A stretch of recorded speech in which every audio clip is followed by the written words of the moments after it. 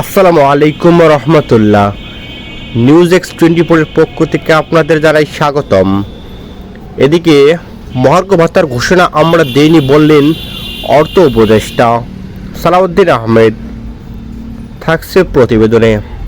এদিকে সরকারি কর্মকর্তা কর্মচারীদের মহার্ঘ ভাতা দেওয়ার ঘোষণা সরকারের পক্ষ থেকে দেওয়া হয়নি বলে জানিয়েছেন অর্থ উপদেষ্টা সালাউদ্দিন আহমেদ। তিনি বলেন, সরকারি কর্মকর্তা ও কর্মচারীদের মহার্ঘ ভাতা দেওয়ার বিষয়ে কে ঘোষণা দিয়েছে আমি জানি না। এদিকে সচিবালয়ে সরকারি ক্রয় সংক্রান্ত উপদেষ্টা পরিষদ কমিটির বৈঠক শেষে সাংবাদিকদের প্রশ্নের উত্তরে তিনি একথা বলেন। এদিকে সরকারি চাকরিজীবীরা কি মহার্ঘ ভাতা পাচ্ছেন? সাংবাদিকরা এমন প্রশ্ন করলে অর্থ উপদেষ্টা মহার্ঘ ভাতার বিষয়ে এখনো আমরা কোনো সিদ্ধান্ত নেইনি বলেন সালাউদ্দিন আহমেদ।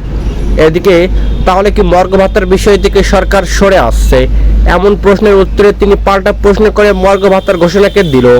এদিকে সাংবাদিকরা জানান, জনপ্রশাসন সচিব নিজেই মহার্ঘ ভাতা দেওয়ার সিদ্ধান্তের কথা জানিয়েছেন। উত্তরে উপদেষ্টা বলেন, কে ঘোষণা দিয়েছে আমি জানি না, আমরা তো ঘোষণা দেইনি। অর্থ মন্ত্রণালয়ের কাছে প্রস্তাব আসলে তারপর সিদ্ধান্ত নেবে দিব কি দিব না। এদিকে এ সময় সাংবাদিকরা জানতে চান, অর্থ মন্ত্রণালয়ের কাছে কোনো প্রস্তাবনা গেছে কিনা। উত্তরে উপদেষ্টা বলেন, আমরা তো এখনো ঘোষণা দেইনি, এখনো সিদ্ধান্ত নেইনি। সম্প্রতি 14.5 লাখ সরকারি চাকরিজীবীকে মূল বেতনের সর্বনিম্ন 10% থেকে সর্বোচ্চ 20% হারে মহার্ঘ ভাতা দেওয়ার খসড়া প্রস্তুত করেছিল বাংলাদেশ অর্থ বিভাগ। তবে ইতিমধ্যেই পাওয়া সরকারি চাকরিজীবীর বাড়তি 5% বার্ষিক বৃদ্ধি ইনক্রিমেন্ট বাদ দেওয়ার সুপারিশ করা হয়। অর্থ বিভাগের হিসাবে এটি বাস্তবায়নে এক অর্থ বছরেও বাড়তি খরচ হবে অন্তত 5,000 কোটি টাকা।